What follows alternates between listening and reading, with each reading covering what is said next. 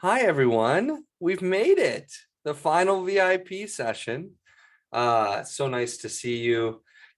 Hi, Steve. Hi, Berta. Hi, Mark. Hi, Gina. Gina's in for the sales school. I just want to congratulate her, Gina. And I spoke with Steve, and Steve's gonna be joining us at our conference in December. Really excited to have Steve at the conference. Steve. And I know Berta and Mark, I'm looking forward to chatting with you guys, find out what's next. Um, Victoria Love is also in for sales school, so we're excited to be moving forward. It's gonna be fun. One thing that came up, oh, and so is Sal. That's fantastic. Yay. So we've got a nice group moving forward, and I know that this is a beginning, I think, for all of us, no matter what's next for you. Certainly hoping, and I see a big head nod from Mark. Would love to have you in sales school, Mark and Berta. And Berta, I wanted to talk to you about your daughter as well. I know she jumped in. It was fun to see her again in a lot of the challenge. And if it makes sense for you both to be in, we'll give you a great deal on having her join with you. So we'll talk about all those things soon. Um, One thing that came up with Gina McCall, and I feel like we've talked about this in the past, and I just said we were just talking. So I said, well, why don't we bring this to VIP? Because I think it's interesting. When we're thinking about like how to make it easy for people to make payments, right? We talked earlier in the week about having Stripe or Square or some kind of like credit card processor so that people can pay with credit cards. And then we've signed up for this thing called Coach Financing. Is that what it's called, McCall? Coach Financing. So we're helping finance people through this program where we pay like $500 a year, I think, and we pay $250 per sale, but they will finance people and allow them the opportunity to like pay it off over as a year and a half, 2 years, depending on what their credit is. And they'll have interest rates as low as 9% if credit's good. So I think we're testing it. It seems like a solid option. At our conference, we had somebody who used it and was approved for a good loan, and it made it easy for her to join the program, made it easier for us to get paid in full because they give her the full 5,000. She pays us the full 5,000 instead of us financing it ourselves. And then she gets a much longer runway to pay it off than what we would have offered ourselves, which would have been paid off during the 6 months, right? It would be 6 months of payments. So it seems like a solid option. We'll report back to you. We did have one other person apply, and like the numbers that they got were ridiculous. And of course they did not jump in. And so we're brand new on that. The other thing that we do ourselves is we'll finance it ourselves. You know, if we feel like we've got somebody we want to work with, we'll divide it up over monthly payments. So we could do like, 6 payments of $1,000 a month or something like that. Hi, Victoria. Hi, Sal. And we just charge a little extra typically if we're splitting up and we give a discount to pay in full. One of the things that Gina brought up is PayPal has a really cool 6 month interest-free loan option where they will finance with no interest for 6 months, which we sell for a lot of clients. We have a client who uses that. I think it was David Bayer's team, did McCall, use the PayPal, which is like pay later with PayPal. It's 0% interest, so it's really cool. So McCall, Gina is gonna use that. She wants to use that. And I don't know how we get set up for that. And so I want to see if like how if we can get her a link for that or if we just have her PayPal us. And I just thought as we were talking about it, that might be helpful for everybody because it is really cool to have an option like that that's interest free. Do you have an answer right away, McCall? I don't have an answer right away. I ran into some trouble when I was trying to get this set up for our company.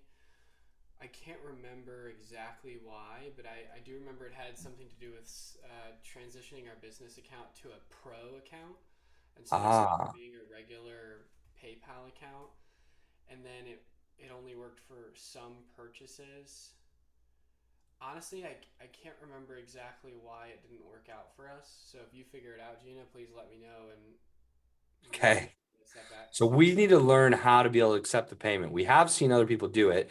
Gina, is it possible for it to originate with the purchaser instead of the seller? Like, can you just go on your PayPal and click to pay us and like select it yourself, or do we have to have the option? Well, when I've done it in the past, it's usually when I go in to pay, let's say I'm going to pay you, Right. then there's the option for me to pay either with a credit card or with a PayPal or yeah. Right. Okay. So maybe we just need to have a pro account. McCall, maybe you can look into it even on this call and see if you can figure it out before the end of the call. Because I think this is cool for us, but also cool for everybody else too. Okay. Okay. We'll look into it. Thank you for that idea. Hello, Victoria. Hello, Cell. I may have already said, Victoria, we were celebrating that before you hopped on that you're going to be jumping in sales school with us. We're so excited. Oh, yeah, I'm so excited. Gina's in as well. And Cell, you're in as well. We were celebrating you too, Cell. Super excited. Super Well, excited to work with you guys. almost there. I'm trying to, but I'm trying to just work out how to actually get in with my email address. Okay, you're almost in. You're almost in. That's great. We trust your word. It's good enough for me. And Steve's joining us in the December conference. We'll be seeing Steve again. And Berta and Mark, I know we're having our conversations soon. So just super excited about the work that we've already done this week. And I've said it already ad nauseum probably, but I'm so grateful for how you all have shown up. This felt like a really special challenge and it was really fun for me. And this group specifically was the biggest reason why. So thank you all for being all in. And, Steve told me in our conversation earlier today, it was just an answer to prayer. He was literally praying last week and then boom, this opportunity got in front of him and it was just what he needed. And that just is so wonderful. It's cool how God works. So we do have this time now. I know for those of you who are moving forward with us, we're going to have multiple one-on-one calls in the future. We're going to continue the coaching process and we're going to have a lot of group calls like this and more opportunities for this kind of Q&A. And for everyone, we've got an hour right now to talk about whatever we want. So what questions are lingering from the challenge, from the sales process, from the offer today? Or maybe you have a question about how you can make your invitation or your offer or structure it now that you've seen us deliver ours. And maybe the question is about something totally different. Maybe it is about sales school. Maybe you got a question about the program and you want to ask that in front of everybody. That's fine. The time is yours. What do we want to talk about? Who's first? I Berta, just want to yeah. say something, Justin, if I may. And I had an in-studio podcast recording today, so I had to jump off about 12:30. Mm. And let me tell you, and Jocelyn and I were talking about this on my drive back, and I have never, listen, I've paid for a lot of things. I've gotten certifications. I have done, invested in my coaching and in my career over the last 9 years. More than most people, probably like you have, Justin, and a lot of you here. I have never seen the value and the quality and the peace and the God-inspired just feel that I've seen this week. And just from everybody here, from everybody on the call. But Jocelyn and I were talking, Jocelyn goes, and Jocelyn has invested as well. Quite a bit, and she says, never have I ever received this kind of love and just commitment and honoring just our success Wow. at any level, even at a high paid. So I wanted to thank you. Thank you. And McCall and everybody here and everybody on the in the big group, because this has been just a really inspiring, and the things that God has done in my life this week without me trying. People coming back from the past and throwing money at my face when I've been serving them for free, right? Yeah. I know that it's God just nudging me into Wow. into different things. So I'm super grateful and Thank you. just blown away. So Thank you so much. It really means so much to me. And I am unfortunately feeling very sick. I've got a pretty bad sore throat. And God is like, I know he's just gonna make me get through the week. And I'm like drinking tea all day long. And I with Steve, I was like, Steve, I think I said this to Steve. Maybe this was the call before Steve. It was with Brent. With Brent, I had my lights down. I had a cough drop in my mouth. I tell Steve, I think I need to chew on a cough drop while we're talking. And you guys, every time I've gotten on the VIP call, not feeling well, like my energy's gone up, and you sharing that, like, it's the funniest thing, but I feel like my throat feels better after hearing you say that than it did before hearing you say that. The funniest thing. And it means a lot to me. So thank you so, so much. And, it was a co-created experience because you guys showed up so strongly as well. And I just really appreciate that. And I think that the lesson we talked about it in the challenge is like, give your best stuff. What I've seen in the marketplace a lot is people show up and like they do a webinar or a workshop and it's all just a sales pitch and it's all just fluff. There's no real teaching. I'm like, where's the real stuff? And I just don't like that. It bothers me. And do we lose some sales because we give so much? Maybe. Maybe there's times that the other strategy would sell more. That's why I think we've got the highest integrity, highest converting sales strategy, but it's not just the highest converting sales strategy. There probably are better ways to just make a few more sales. But I also believe that when we give our best and people recognize and receive our best, they want more of that. And most of the time, people are going to say, yeah, I want more because this was really good. So thank you, Berta. That's awesome. Other questions? And it's so funny. I see Mark's got, is it your son there? And because of your background, he's like, Yeah. now it's so funny. Hi. Yes, yes, it is. So as I don't have a business yet, and working on that,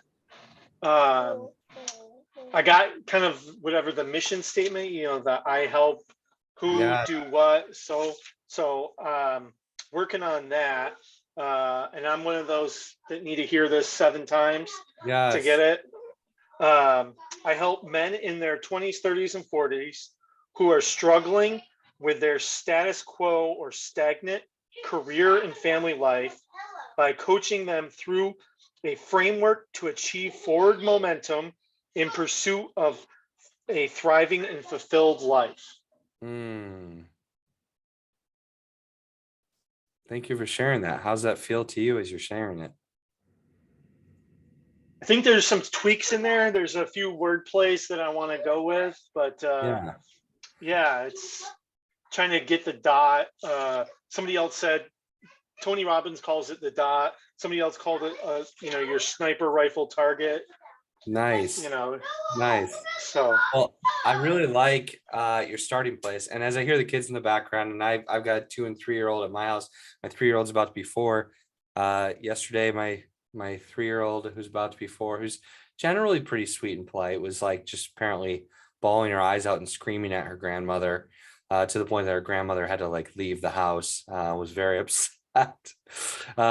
So for those of you who are parents of young kids right now, and you're going through this and doing the planning and being on the calls with the kids screaming in the background, props. I respect it. I love it. It's hard. That's why sales work's gonna be so important for those mompreneurs. It's a lot. Mark, I think this is a good start. I think you're right that there can be some wordplay, there can be a little bit of shifting. We can probably simplify it a little bit. And even like if you're going 20s, 30s, and 40s, then like the range of men is wide enough that I might just say men. If you were just doing 20s or just men in their 50s, or just retirees, then I might distinguish by age. But it's a wide enough gap, 20s, 30s, and 40s. I mean, we're talking about 30 years, that we could probably just say men. And if somebody who's, 53 comes your way, they'll probably fit in and be just fine.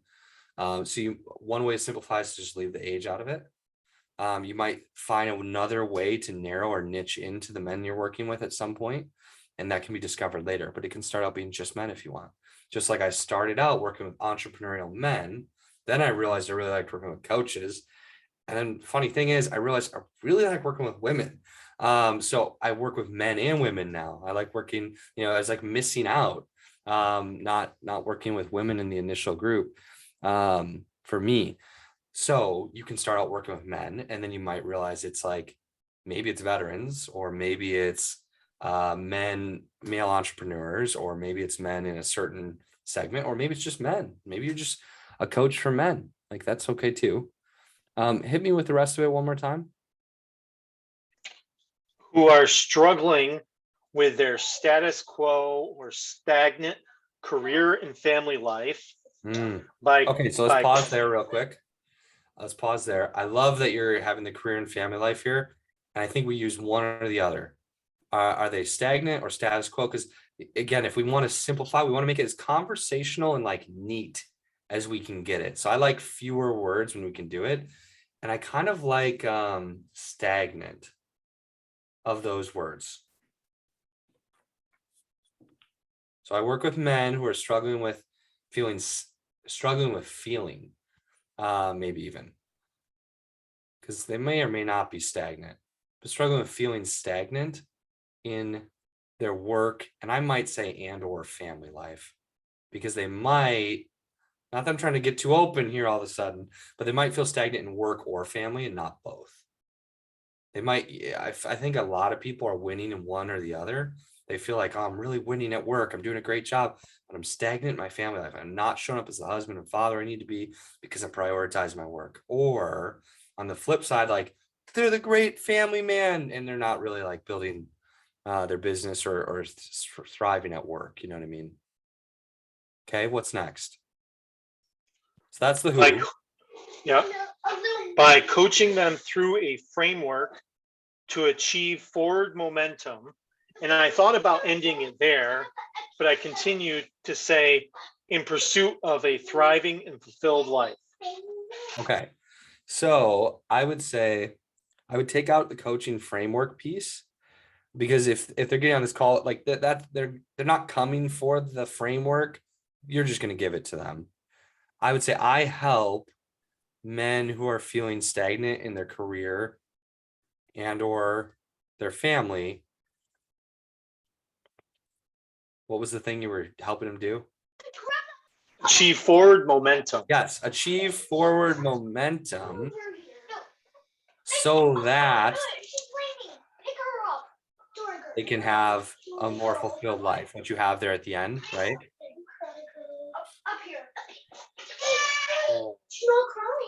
So I just like the so that transition. That gives us the why you're doing it. And this is kind of like what we talked about with Berta earlier in the week. I like what you've got now. How do you feel about it? A little bit simpler, a little bit easier to like spit out, conversational? Yeah, I wrote this about 20 times while I was waiting for the Yes. doctor. Yes. So yeah, Yes. you know, like I love it, man. You're working, you're hustling. I know it. So all this I've thought of, I just, went from small to big to small to big. So totally. And it's okay if you do that 17 more times, and if it's good enough for now, then it can move us into action. Fantastic. So I do think, like what we talked about with Berta earlier in the week, I think like now you're close and you've got the gist of it, but you might figure out like, what is that forward momentum that's kind of general. It's kind of general, which right now you're in ideation. It might be that it just has to be general right now. Later on, at some point, whether it's tomorrow or next week or next year, you might find that you help them get forward momentum in specific areas, very specific areas. And like that might narrow in. So like Berta was kind of general, that she like helps people come up with a plan and use their skills and et cetera, et cetera. But then she was like, oh, I actually realized that I help people do this. Or no, the initial one was she helped people use their strengths. And then she figured out that the way she actually helps people is by like planning, vision, and accountability, right? So like she got more clear over time. Look at those beautiful babies. So I think you're at a good starting point, Mark. So from here, I wouldn't necessarily expand it or make it bigger as much as I would say in the center of this and the end piece, in the what and the why, is there more specificity that will reveal itself over time? I love forward momentum. That's what all coaching programs should do, is create that for their clients. But what is your forward momentum in? Is there one or two or three very specific areas that you help them get forward momentum in. And I love fulfillment. All coaching programs should create more of that. But is there a more specific form of that fulfillment that you'll have reveal itself over time? So I think you're good to start where you're at and continue to pray on and think on those questions. Good. Okay, cool. And McCall's telling me he's got some sort of answer at this point for the PayPal later. I do. So quick Google search and I was able to find this. It says that on purchases over $100, you can. I don't know if this is just me, McCall, but it seems like your audio is quieter and lighter than normal. Oh, Seems like I'm getting head nods. I know why that is. 1 second. Thank you. That should be better. Is that better? Yeah, there you are. All right. I still had it on music mode. So quick Google search and I was able to find this. It says purchases over $100, you can get finance for 6 months, interest free. The interest looks like the interest gets charged on your account if the balance isn't paid within 6 Right, months. I started filling out this application and Oh, cool. I didn't get to the part where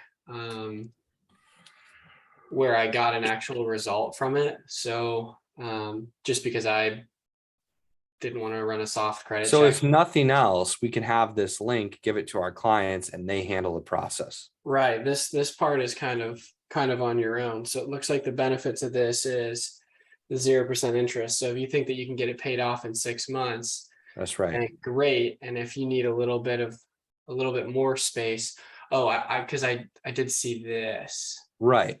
It's pretty So, high. It's a pretty If high somebody interest really rate. can pay it off in 6 months, this is the best option. If not, then what we're doing with like the coach finance Right. is better.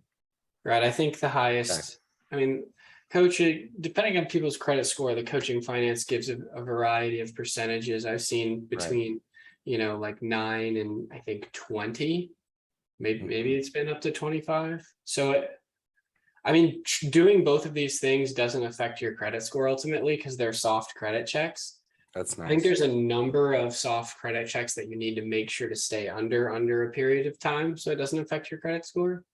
Can you share like, is there a neat version of this link or is that the only way we can get it, what you have at the top there?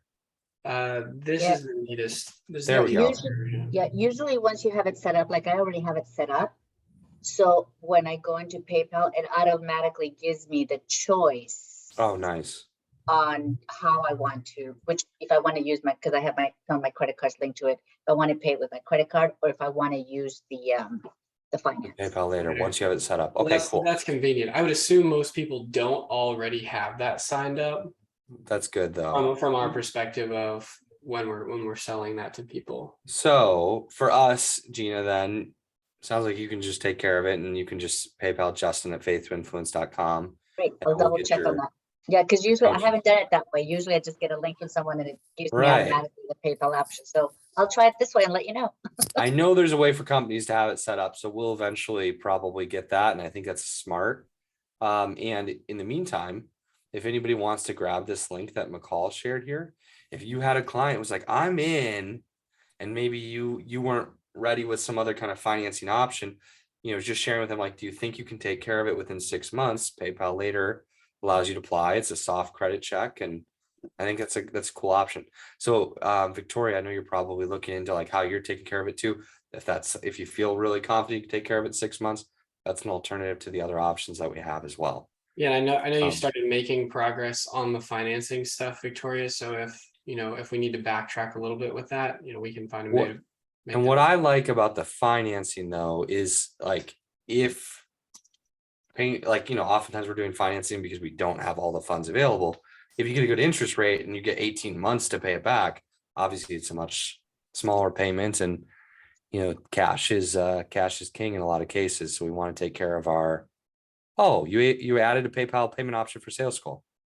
Yeah, I can add PayPal, but I think it's going to depend on the person's account whether or not they Okay. have the financing option. So for Gina, since she Right. already has it set up, that might be, So you ready could to try roll. this link, Gina. Tell us and let us know if it works. Like if you're just able to go through your PayPal and pay, it might just be that simple. When we do these sales pages, last thing on this, that's coming from Kajabi. So Kajabi is where some people have like ClickFunnels, and there's other like funnel based systems. Kajabi isn't necessarily for a brand new coach, but as you scale, hi Laura. Everyone's very excited about your mindset workshop coming up in September. We haven't set the date. It'll be in September. We'll set the official date with Laura. Laura, you dropped off a baby at school today at college, right? So not a baby anymore, but feels like it, I bet, a little bit today. Well, it's his sophomore year, so we were Okay. moving him into his apartment, so it wasn't quite the emotional drama, but not Yeah. gonna lie, there was still some nostalgia and all of Yeah. that going on. Cool. Good for you. So yeah, I think that like Stripe allows you to do invoices and stuff like that, and they're fine.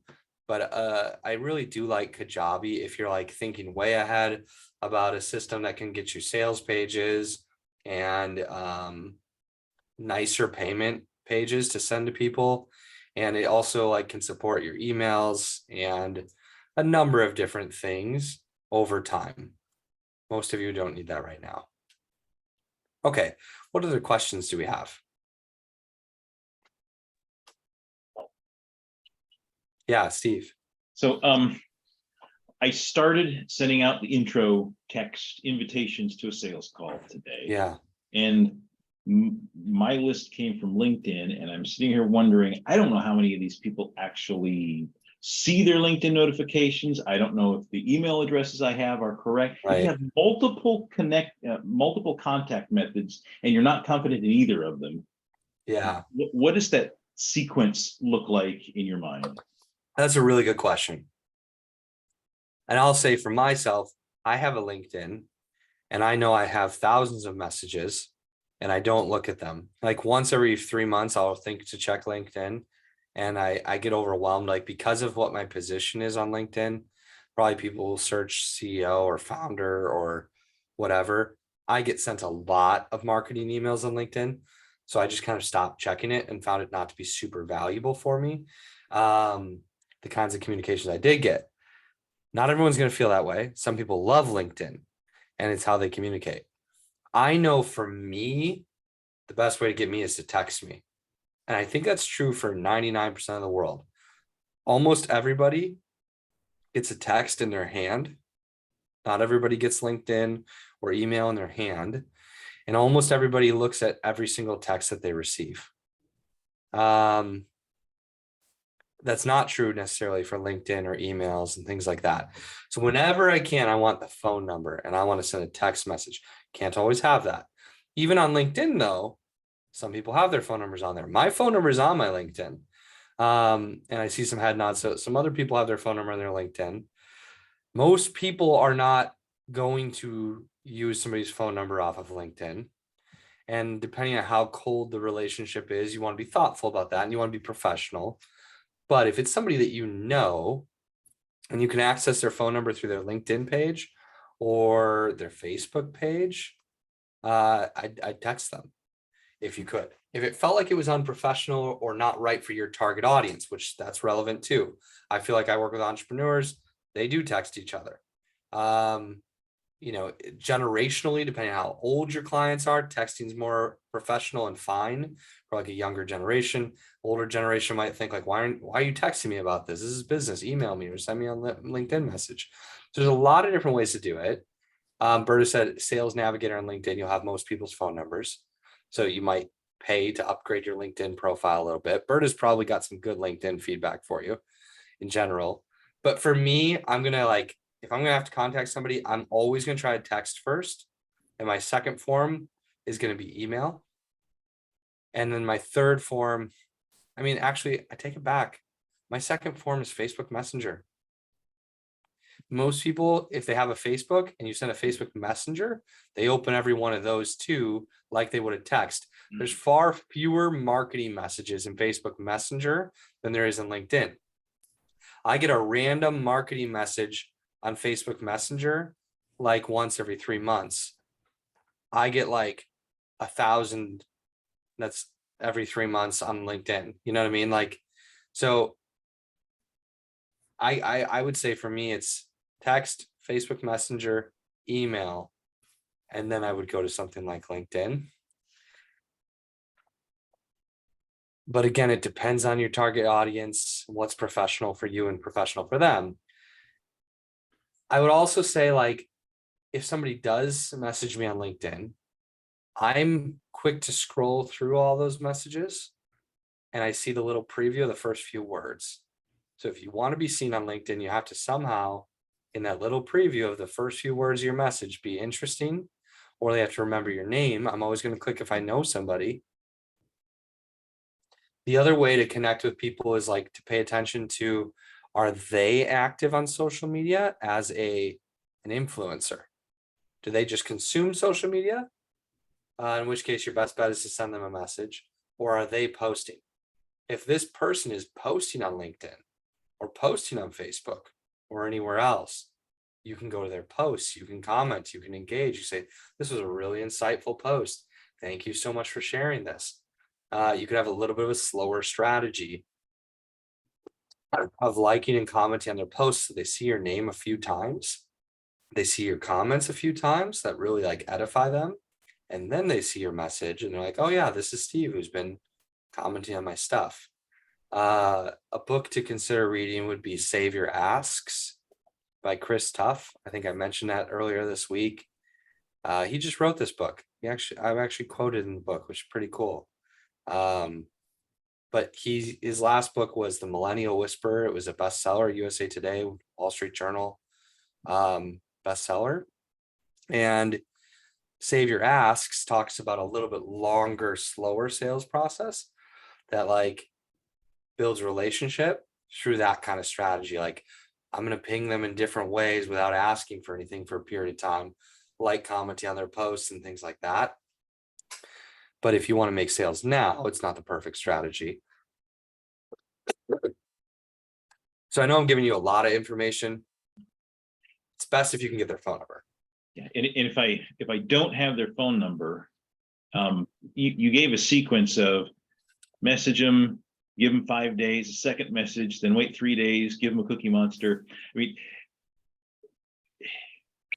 if I'm half suspicious that they never got any of these, Right. Do I start all over again with another channel? Do I just say no? Oh, yeah. You're one, and you let them go. So really let them go. No, I would send them a message, say, hey, I sent you some LinkedIn messages, but if you're like some of my network, you probably don't even check LinkedIn. So I thought I'd message you here to see if I'd have better luck and get in touch with you. Are you active on your Facebook Messenger? Something like that. Okay. And then just easier said than done sometimes, but try to be creative, try to be funny or thoughtful, especially if you're contacting multiple times, which is why like I gave that Cookie Monster GIF idea the other day. Like, sending a funny GIF to people, it's highly effective. People love that stuff. If you can get people laughing, you can break their pattern. Thank you. Yeah, you're welcome. One more idea on LinkedIn specifically would be look at your shared connections with them. If you have a shared connection with them, who you do know, who you have their number, who you can contact more easily, you could ask that person to introduce you. Now you've turned a LinkedIn contact into more of a warm referral. That's going to be effective. Whenever people want to refer me or introduce me, my request is, would they put me in a group text message with this person and say, hey, John, meet Justin. Justin does this. I think you guys should connect. If a group text doesn't make sense, then an email with a CC is fine too. That's great, Berta. Oh, the link worked and you're able to use the PayPal pay later. Okay, great. Well, good job, McCall. If and when you all are like setting up like payment pages, if you're like, well, how did McCall just like in a few minutes add the LinkedIn thing, or excuse me, not LinkedIn, I'm a mess. The PayPal thing to the sales page, then just send us a message. McCall will tell you what he did. But Bert is saying that on LinkedIn the other day. She had a guy say, wow, it feels like prom all over again. That's great. That's fantastic. That's hilarious. Feels like prom all over again. Where I asked a few different girls, nobody responded, or whatever his point was about that. It feels like prom all over again. That's interesting. That's funny. Maybe a guy to a woman, like, I don't know how effective it is. Depends on what he had to say next. But it's an attention grabber. Ultimately, if people are in the pattern like I am on LinkedIn of ignoring LinkedIn, you need to interrupt their pattern. You need to be there has to be some reason why they're going to click on that one. Other things to make the message more interesting is to like read on their LinkedIn page and comment directly about something on their page. The best cold message I received, it was a Facebook message. Hey, Brent. The best cold message I received was somebody who like sent me a message on Facebook and he's like, hey, Justin, I was just looking at your website, which even when I see that, I guess I'm thinking, well, maybe there's somebody's trying to buy from me. Maybe they want to be my client. And David Lee, now he's quoting my friend. I love how David Lee said on your website. Actually, I think David Lee is what I saw in the first. I love what David Lee said on your website about blank. And he like literally quoted the testimonial I put on my website of David Lee saying something nice about us. He said, people who do that, like for their clients, are the best. And then he said whatever he had to say next. I absolutely was responding to that immediately because I'm like, does this guy know me? Does he know David Lee? How did we get connected? Like, I started wondering if there was a chance he knew David Lee. It got me to open it immediately, and I replied to him, and I got on a sales call with him for what he was selling, which was LinkedIn help. He was doing a very good job. It takes more time to read somebody else's website or LinkedIn page before sending them a message and then include what you saw. It takes a lot more time. But if you send 100 cold messages, you could have crickets without, so then you didn't use your time well. Could we be efficient sending out 5 messages, but being very thoughtful and personalized? Yeah, maybe naming their friend in the first few words so that they would see that preview. That they'd probably click on. What other questions do we have? I noticed with the Zoom, do you have different Zoom accounts as well? Because I noticed that do you have a one for the VIP, one for the mindset, one for your private calls? This is from a call. What do we do? How do we have the different Zoom links, and how do we make them look nice instead of just being random numbers? Oh, that was a whole nother question. Okay. How much detail you want me to go into? Whatever you think you can. Yeah, go ahead. Okay. Share whatever you got. I feel like I'm always sharing my screen, but I'll do it again. We've got 2 separate accounts. Justin's got an account and I've got an account. And what you can do is you can create a meeting that reoccurs, but doesn't have a specific time that it reoccurs. These are paid accounts, to be clear. Yes, we have 2 paid accounts. We pay like $15 each for each of our accounts.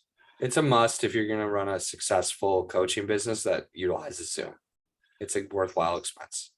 So I put this right here at the top, the topic, and then I have it reoccurring, but no fixed time. You can have it at a specific time, but what this does is it allows us to use it over and over and over for every single challenge. We have our meeting ID, we turn on the waiting room and all that. So we've got, these are the 2 that are on my account. There are a couple that are on Justin's account, but then through Kajabi, we have certain links that will redirect directly to other links. So one of the examples is www.f2itribe.com/JustinZoom, or like challenge. I think group coaching is the one that we're on right now. So on Kajabi, there's a way to set it up for someone to type in that link, and then it automatically redirects to a Zoom link.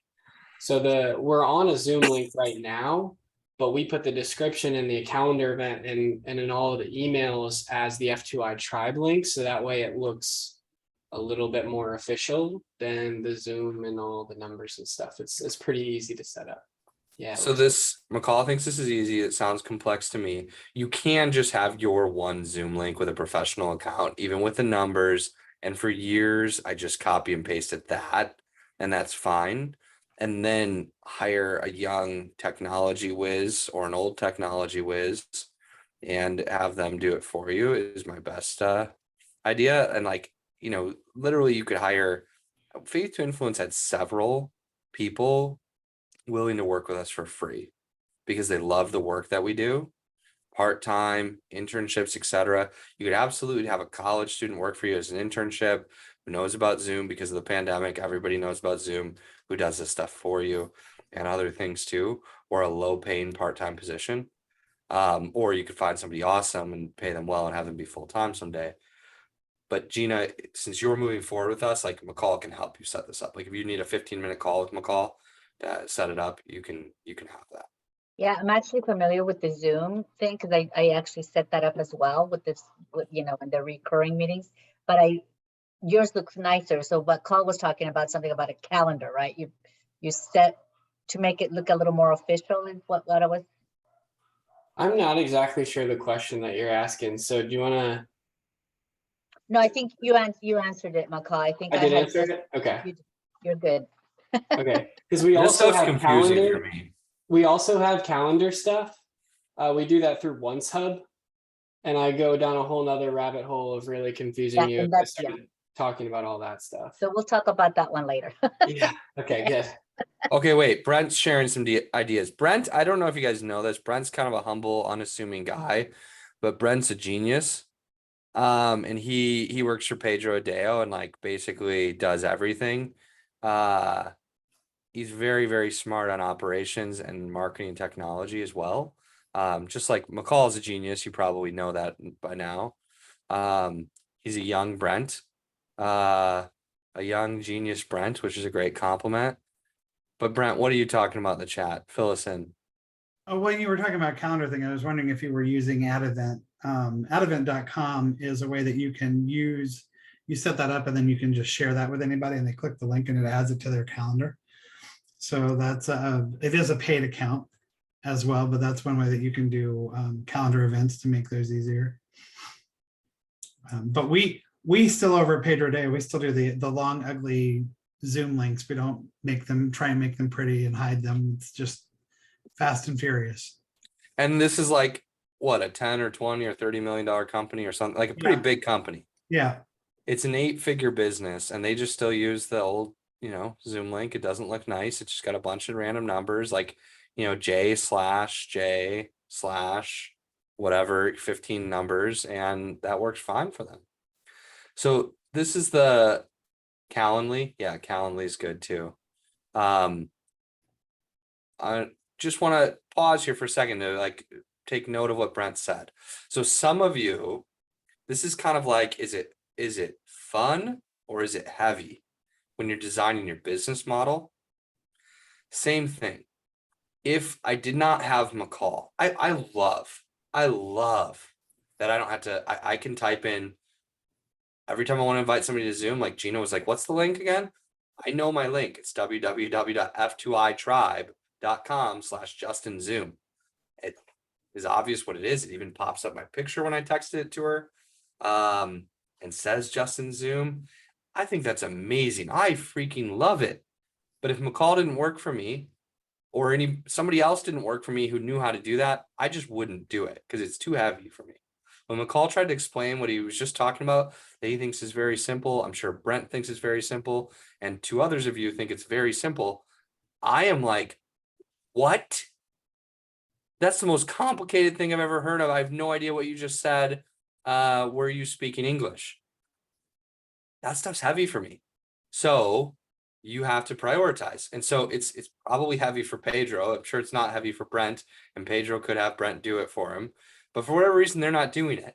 There's still an 8-figure business. So if you're trying to build $100,000 business with like, you know, 20 clients and Pedro can have 1,000 clients and, you know, tens of millions of dollars in revenue.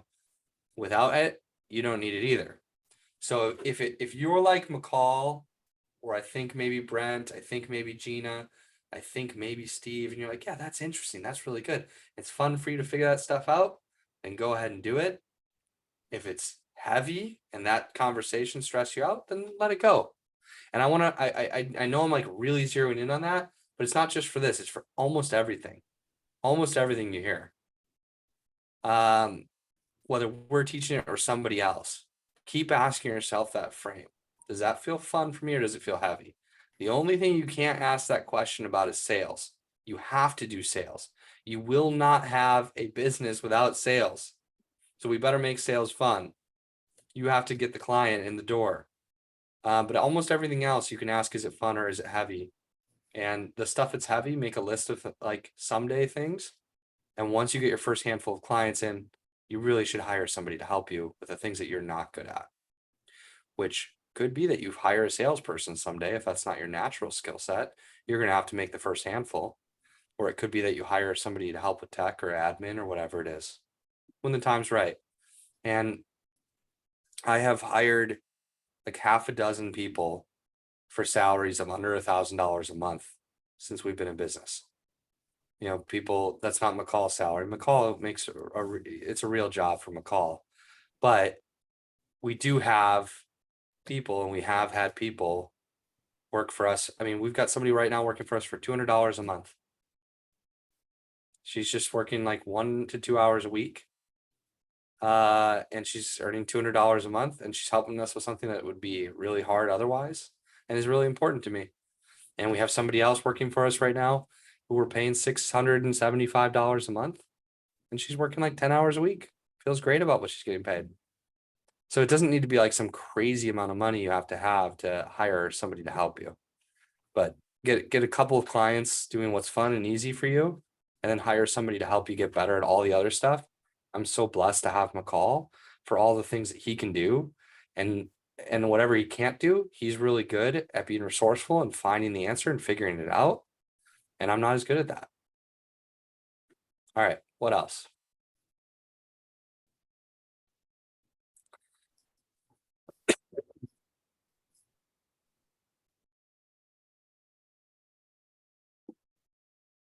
What other questions do we have? Hey, if no one's gonna go, I'll go. Jump in. Yeah. So I was looking at, really got me about your like 7 steps to set up the business or whatever. I was starting to look into that because I don't have a business. That's really heavy for me.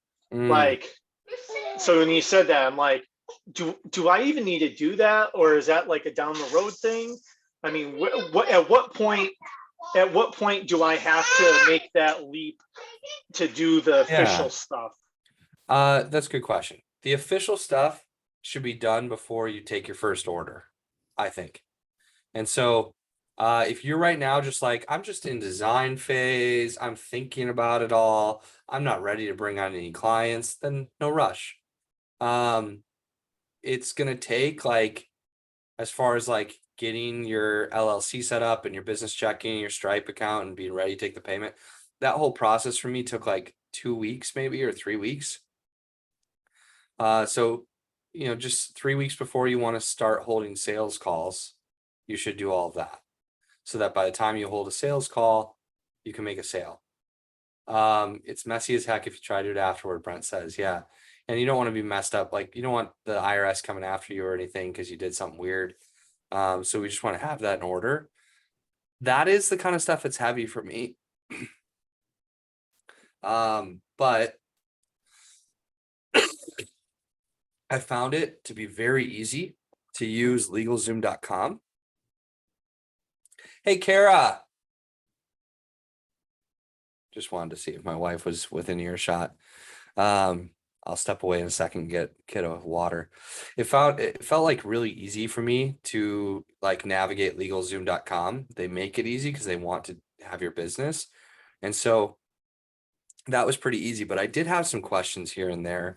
And I had a financial person I could go to who's my accountant and bookkeeper, and I could ask him those questions. So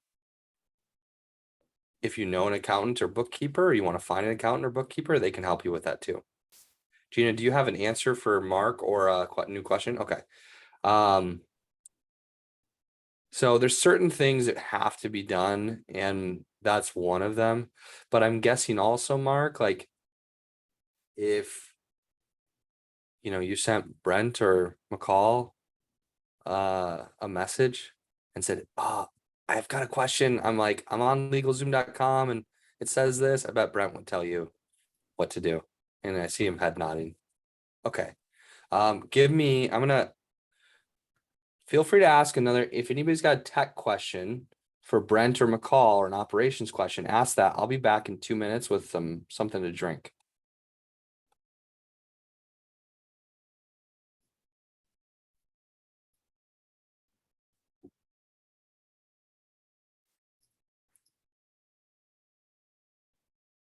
Or we can just hang out. Yeah, I guess so. You just hang out and wait for him. What are your kids' names, Mark? I have 4, Sebastian, Noah, Riker, and Olivia. All right, finally got the girl, huh? 4. The first 2 required years and years of fertility treatment. The last 2 were surprises. What's up, buddy? Is this Noah? Who's this? Yeah, I guessed it right. I had a 25% chance there. What's up, Noah? Yep. He says, "What's up?" It's a good response. Hits his dad on the head. Well, since nobody else, I'll continue on with my question. Somebody he said internship. So I have an opportunity to do a non-paid internship through the military in my last 180 days. Is that something that maybe we could schedule a call and talk through about me working for you all for 180 days, not paid? Yeah, unpaid. I'm sure we can find some things for you to do for sure. Absolutely. Send McCall a message. Why don't you and McCall have a first call, like a 30-minute call, and McCall is like the perfect person that he's got all the tasks. I'm just bad at tasks. So McCall would probably be like, yeah, what we could use help with is you could jump on my Facebook account, and before each challenge, you could send out, 700 messages to these people and say this, and then respond with this and stuff like that. So he's got those things. Yeah, it seems like Brent is willing to hire for that price as well. Maybe Laura. So you probably got a few people who are ready to bring that internship forward. But yes, Faith to Influence would be interested in bringing you on for an unpaid internship to do a few things. That's an easy yes. And yeah, just jump on with McCall. He'll talk about like what we might need, and you can share what you think you could do. And then I'll get involved after that if appropriate. Sal, you have a question? Oh, and then Gina's hand raised, but let's have Sal first. I do. I think I'm still struggling with the mission statement and who I serve. Like Christian mompreneurs appeals to me, but I'm still tied to the living physician part. Yes. So I've been struggling and praying and got in return in regards to that. So what's the truth for you? I don't know who I want to serve. What's the truth about who you want to serve? I would say more mompreneurs in the stage of my life, because I definitely understand what they're going through. And that's it, right? Mm-hmm. That's it. That's it. You know what they're going through. That's who you want to serve. You've got this. You got it. You got it. That's it. And you know what? You're going to be amazing serving that community. Mm-hmm. Who sees that? When we think about like what you're great at, you're gonna be great at serving them because you're going through the same experiences, right? Right. You're gonna have a lot of empathy for them, a lot of care. You're just like them. Will you love working with them? I think so. I don't know. We think so. You gotta try. You gotta get a few clients and find out. And the third question is like, do you provide what they need? And is it financially viable? Will they be willing to pay for it? And entrepreneurs are the most willing to pay for coaching services of any group. Are mompreneurs in that category as well? They Like, may or may not be. But if they've been a stay-at-home mom in the past, it's possible they've been a stay-at-home mom because they didn't need to be the primary income for the family. mhm, Therefore, they might have more income in the family home already than they need. mhm, So they might be able to afford it from that standpoint. The nice thing is like, it's not like you need to have if you're pro 5, you don't need like a, 100K return for it to work. If they're already like a stay-at-home mom, if the program's 5K and it returns 6K, it's a ROI win.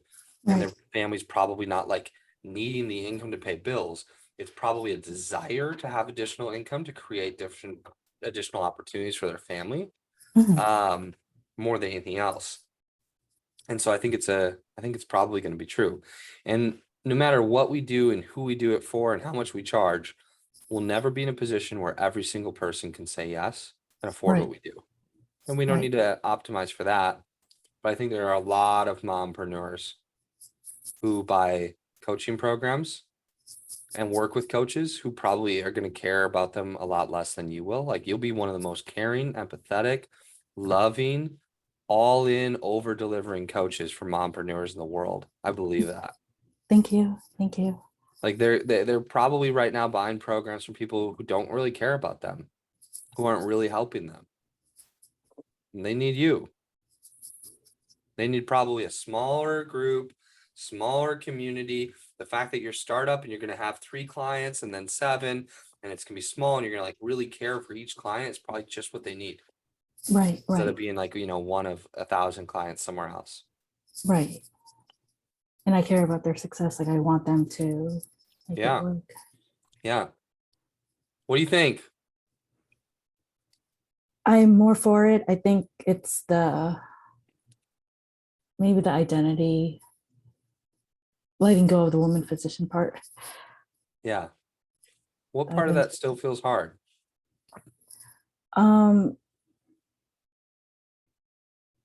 Because I know I can help women physicians. Like, I know what they've been through, and I've been through that as well. But I've also noticed it's a struggle to get that up and running from when I started to now. Mm. And also maybe I'm more removed from it as well than I was before. Mm. And also probably just like even this phase of life too. Like, I literally got pregnant during coaching school and my whole life changed because we had a baby. Right. So What's your think- heart say? If you got out of your head for a second, what's your heart say? it's saying that mompreneurs are the way to go. Okay. So that's 2 times in a row now. You've told me that same answer. We've asked it a couple different ways. That's the one. Right. So you got to just follow that. You got to just trust yourself. You got to trust yourself. You've got it. Thank you. You do. You're going to be great at that. Steve laughed because at the beginning of the conversation, I said, which one do you feel like it is? Or what do you think? And you're like, I don't know. Or what? No, I said, what do you know to be true about your missions or who you want to work with? And you're like, that I don't know who I want to work with. Well, what do you know about who you want to work with? And then you answered and said that you want to work with the mompreneurs. So that was the lesson from earlier this week. We have to ask twice or 3 times. We have to be bold. But because it keeps bubbling up this week.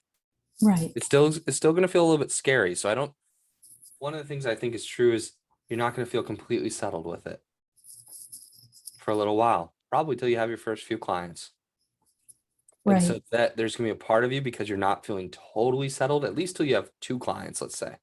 You might not feel totally settled. And that part of you that doesn't feel totally settled is gonna want to question if you made the right decision and should you change it, and come up with a lot of reasons to get confused or slow down or not change or not grow your business or not make the next sale. And you're just gonna have to be really courageous and keep moving forward, even when you feel a little bit unsettled. Right. And at some point, a few weeks or a few months or a few years from now, you're going to have a lot of mompreneur clients, and you're going to remember when you felt unsettled. You're going to remember it because you're not going to feel that way anymore. Right. Cool. Yeah, cool. Sal, it's going to be an important business, important work. I think Laura's got something for you, and then we'll answer Gina's question. Yeah, I just wanted to like kind of tag in on what Justin's saying there. Like you're having some cognitive dissonance around your own identity. And so as you work through really getting yourself in the identity, like switching your identity from female physician to mompreneur, that all of this like unsettledness around choosing the niche will also settle down. So like as you're doing your own self-coaching, so Sal and I are both certified coaches through the same program. So as you're running your models around your own identity, that's also going to help you clear up some of that cognitive dissonance and unsettledness around your niche as well. And so have a look at the thoughts you're having about yourself not being a female physician anymore, but a mompreneur, and see what thoughts are coming up for you around that may be contributing to your like, well, I don't know if I, like this like hesitancy to just embrace the niche that actually feels right to you, but then your old identity is kind of like pulling you back. Every time you're like ready to go all in, then it kind of pulls you back. So have a look at some of those thoughts and see if you can clean those up. And then I think some of that hesitancy will dissipate. Okay. Yes. Thank you. That makes sense. And by the way, being a mompreneur is really cool. Like it's totally badass to be a mom and an entrepreneur at the same time. That's amazing. Super cool. Thank you, Sal. All right, Thank you, Gina. Laura. I just wanted to say thank you because, because 21, almost 22 years, in the military, and now I have to take that off. So thank you, Laura. I appreciate it. Laura, spitting Yeah, wisdom, happy to. sharing for everybody. She'll be back giving the September mindset workshop for the sales school for coaches. One of your bonuses. It's going to be awesome. All right, Gina. So actually, and I wanted to add to all this, Sal, remember that even though you're starting with the mompreneur, that doesn't mean you have to stick with it. If you at some, it's very possible because you will attract the people that are like you. That's usually what happens when you start. So you actually, without even knowing, you're going to be attracting physicians because your language, how you speak, that automatically will speak to other women physicians. So even though it's not specified when you're starting your business, remember that you actually may be attracting them anyhow, and you may move into it later on if that actually comes up, until you see, hey, there's a niche for this, there's actually interest, I can move into this now. So right now, I think the most important thing is just to get started. You're coming from a loving place. I mean, one of my previous coaches said to me, and it stuck with me for a long, it's stuck with me all the time, is the longer you take in getting yourself out there, the more you're actually, it's a disservice. It's a disservice to the people that are waiting to get your knowledge, your coaching, you helping them getting. So don't get stuck on that. Just move forward, and then you'll see how things will start naturally flourishing. Right, right. Thank you for that. Mhm. So, and speaking of which, so I wanted to kind of share, sorry, we're kind of over time now. We're I okay. want We've got a kind few of more minutes. share my my mission and get some feedback on where I'm going with this. So I help women over 40 who find themselves in financial hardship after a major life event, such as divorce, recently widowed, or changing careers, to become an entrepreneur through direct sales. Mm, Own your business, own your life. mm. Yeah, that's really good. That's really good. The Is only it part missing? Yeah. I like the so that they can. So that they can own their business and own their life, even like even just that little transition. But is that woman thinking she wants to own her business and own her life yet? Is that what she thinks that she is really why she would hire you? Or is she thinking something different? So that's the part I'd want you to like really consider. Like, what is her why? Is it that she wants independence? Is it that she wants financial success? Is it that she wants freedom for her kids? Is it something else? Yeah. And that's why I started with women over 40 who find themselves in financial hardship Right. after a major life event. Yeah. I'm not sure if it's really financial hardship, because what is actually what I've, the more I've gone through and the more I'm coaching, what I find is women are just, especially those that have been married, if we're married, what happens is we let our husband just kind of take over the financial stuff, and we Right. just kind of forget about it. And then when a major life events happens, then all of a Yeah. sudden we're like, okay, now what do I do? Right. And so I'm kind of thinking this is where yeah, like I said, this is something that I started. This is my initial niche. Yeah. Yeah. And maybe I need to change it up to coaching around how to work through this mindset Possible. I mean, there's first, certainly a lot of mindset, a lot of emotional stuff. There's and then, but also introduce them to a direct sales. I want to be able, because that's really my area of expertise for the last Yeah. decade is in direct sales Yeah. and women entrepreneurs. Yeah. I think this needs a little bit more time to marinate still, but Yeah. yeah, I'm wondering if it's that they want freedom. I'm wondering if it's that they want independence, financial freedom, security. Think Mhm. about like the so that they, what do they Okay. really want? Not even necessarily, again, the words of like the most eloquent way you could say what you're going to give them, but the very clear words that tell them what they want. Okay. So they're like, oh yeah, that's what I'm looking for. And yeah, there's something there. I mean, no question, you're going to help them with the transition emotionally. And maybe And I that's think what they that's would what needs to buy. start. Yeah. Maybe it would be a program about having maybe like the direct sales would be one of the paths inside the program. And the program's Mhm. really about creating like feelings of self-worth and independence and freedom, or Mhm. financial freedom or whatever it might be. And maybe like the core work initially is something different, but it oftentimes leads to a side hustle, an entrepreneurship business, a direct sales business, Mhm. or Exactly. Mhm. it's like you're going to teach them direct sales and help them master that, and they come for that, but they also get all of the emotional identity mindset stuff healing that they need. So you have to figure out like which those things don't necessarily perfectly go together as one thing. You kind of have to sell, I think, one or the other, and then you'll naturally give the other once they buy. But in the Well, mission given statement, you might be choosing one or the other. right, given the company name, really my focus was direct sales. Right. And you can change the company name, but I do think, yeah, if you identified direct sale, it's a tricky thing. I think what you're trying to pair here is there. Like there really is a significant audience of people, women who've been through or are going through one of those transitions right now. Mm-hmm.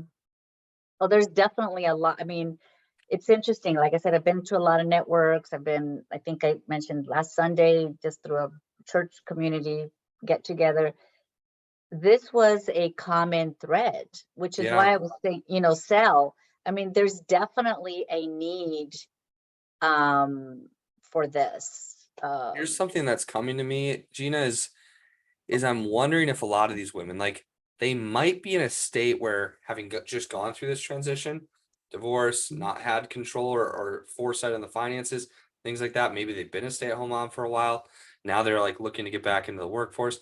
They might have fear around direct sales. That might not feel safe to them Mhm. when they just hear about it. They might be Right. like, oh, no, no, no, I couldn't do that. If they don't yet feel empowered. So Mhm. it might be more that you're like, you're coaching, and some of them, like, depending on the circumstances of their divorce and things, there's not necessarily the financial need. Maybe they are taken care of financially, so they're not even Mhm. thinking they're looking for work. But what they are all going through is like an identity, an emotional, and a mindset shift. And like they need to step in a new level of empowerment and freedom one way or another, right? It might be financial Mhm. freedom, it might be something else, but I feel like there's something around the empowerment and freedom. And Berta might have something on this, but I wonder if they would hire you to be their coach so they could become empowered and like feel free and take ownership of their next season of their life. And you might help them heal, you might help them claim their identity, reclaim their identity.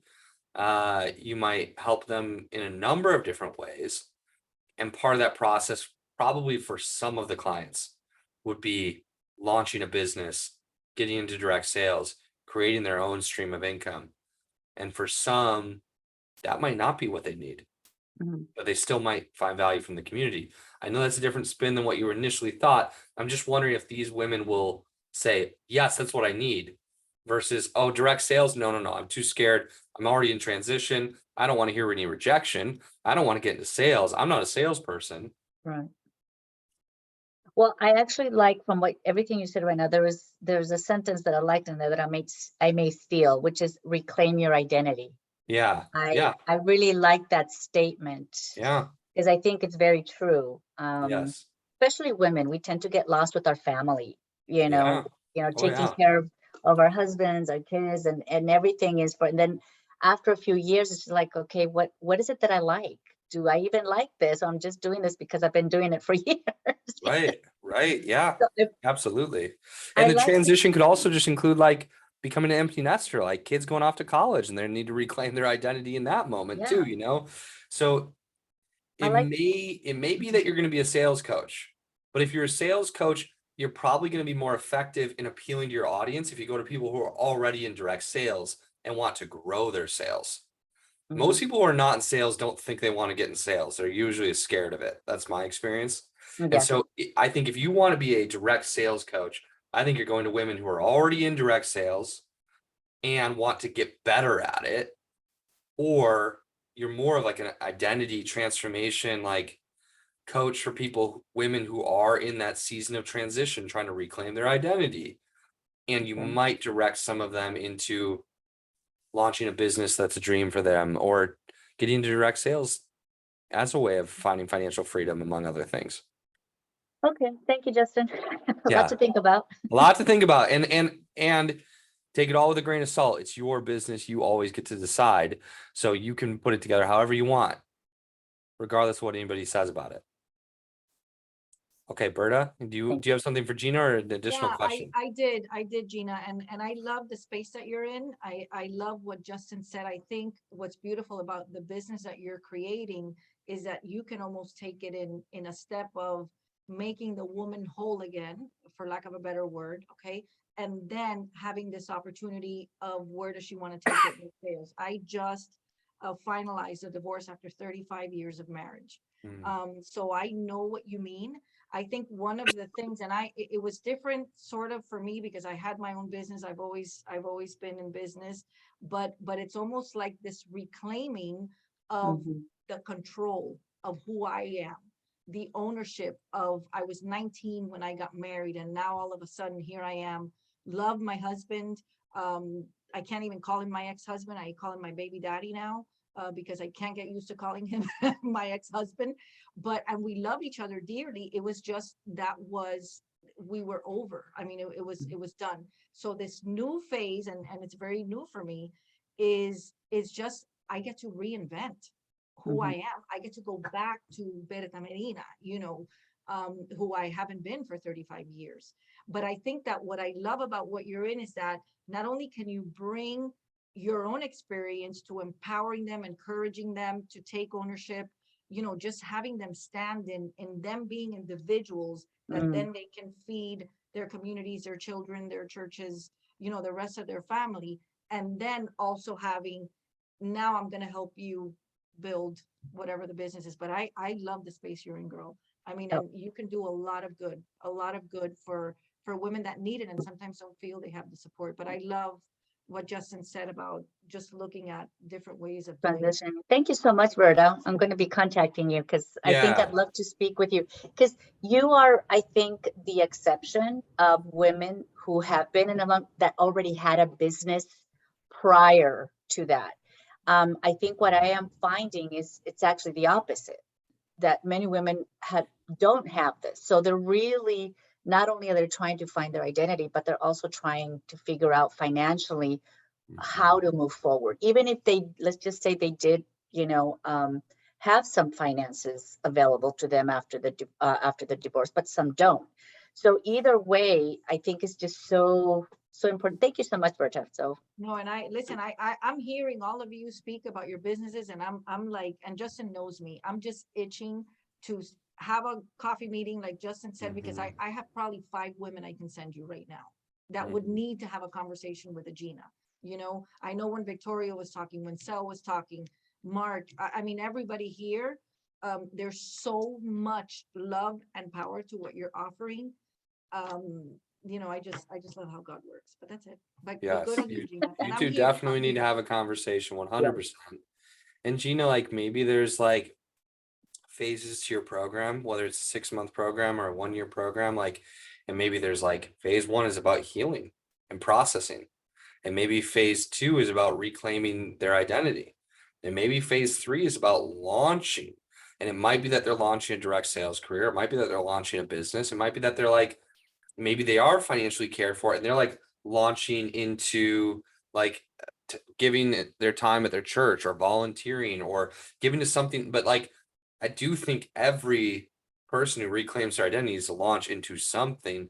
They need to get into action in a way that empowers them. And it might be direct sales, but it might be something else. If you could be open to multiple paths of what the launch phase could look like, it could be something like that, like heal, reclaim, and launch.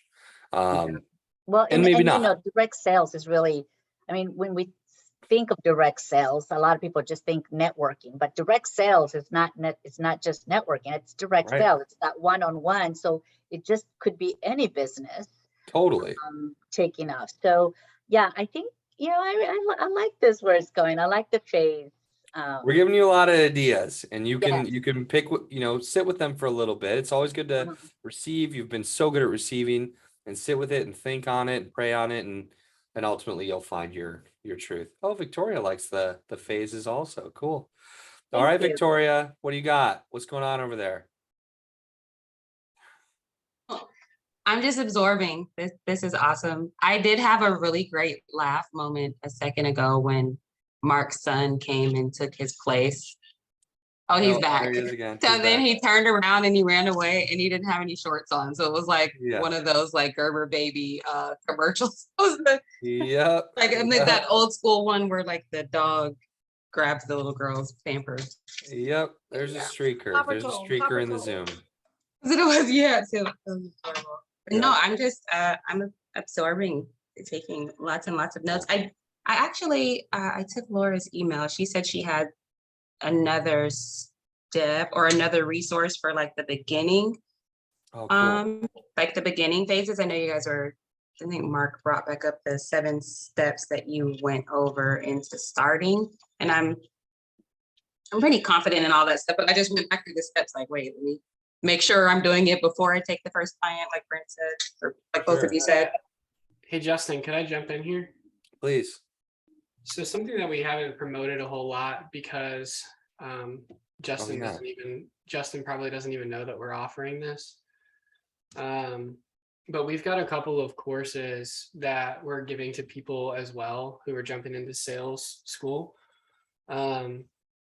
Justin's talked about the digital sales course, but we also have a business development course that's a 3-day challenge that we previously ran that was just on business model, and that's recorded, and that's going to be in your Kajabi immediately when you pay for sales school. The other thing is a liftoff formula course that I created a couple of months ago. And it walks you through, funny enough, I use the word phases, but with 6 different phases of lifting your business off the ground, and goes into the specifics of what are the logistical details, and then what are the sales action step type things. So that way, the goal of that course was to try to answer all of the questions that we've heard from coaches in the phase of how do I just get this thing started. Yes. Thank you, McCall. So you'll That's have, really you'll have good. all that as well. So once they sign up for sales school, is it obvious and easy on how to access those courses? Yeah. When you sign up, you're once you pay the 5,000,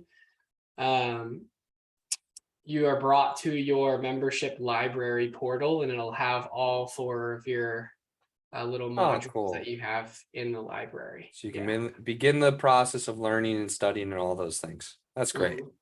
Yep. All right. Well, thank you for that. That's super helpful. I think we're coming to the end of our time, friends. I would love Victoria and Gina to hang on for just 1 minute, because I do want to share something with you ladies. And then Berta, I'm really looking forward to chatting with you tomorrow. And Mark and Steve, I had so much fun with you guys this week. Thank you all so much. Berta, we're talking tomorrow. You're still in Mountain Time, right? You're still in Colorado? No, you're in Florida. In Tennessee. Oh, Tennessee. Gosh. I don't know. I might just be confused. You know everyone everywhere, so like that's probably why I'm confused about where you live. Of course, we met in Colorado, but is Tennessee there next Central or week. Eastern? It's Eastern. Where I am. Eastern. Okay, so I've got you at noon Eastern tomorrow. Then. Yes. All right, Looking I'll forward talk with to you it. then. Thank Bye, you. guys. Thank you so much. Thanks, Steve. It was so much fun with you this week. Look forward to seeing you at the conference in December. Mark, we're signing you off, buddy. Good to see you. No more naked babies. All right, brother. We'll talk soon. Be in touch with McCall. Cheers. Thanks. Okay. I just wanted to pause here quickly with you two ladies. Because You need me? Nope, I don't need you. I mean, I do, but not right now. All right, peace out. See you guys. Thanks, McCall. See ya. Gina, did you take care of everything already? Not yet. I have to go Okay. into and do that. I had to move some things around that I just noticed on my Totally paper. fine. Yeah. You're 100% in, right? Should we just line up the coaching call? Let's just pick our time Yes. for next week. Wednesday the 24th. You're in Central Time Zone, you said? I'm a Pacific. Oh goodness. I'm confused. I'm at the end of the week. I keep confusing where everybody lives right now. You're in Pacific. Okay. So on the 24th, I can talk in Pacific Time Zone, 8 a.m., noon, or 1. Would any of those work? Noon. Noon Pacific. And that's going to be 2 p.m. my time. And Justin and Gina, I'm going to call this, business model design call.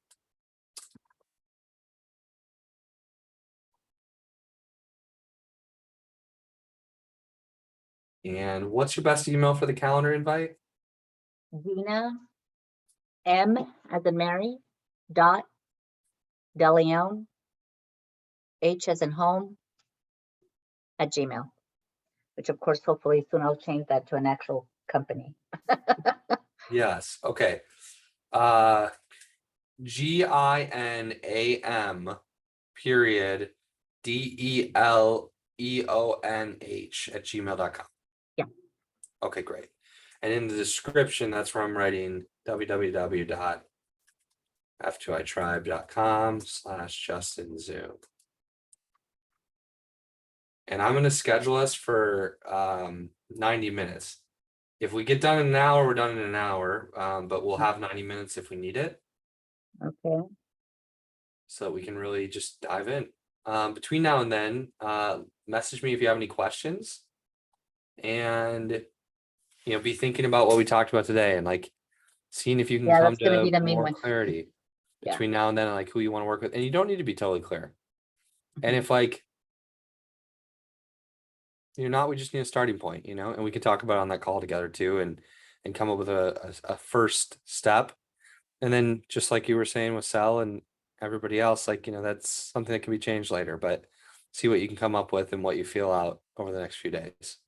I actually really feel good about what we were talking about today. So it's Okay, just how I'm going to put it down as my mission statement.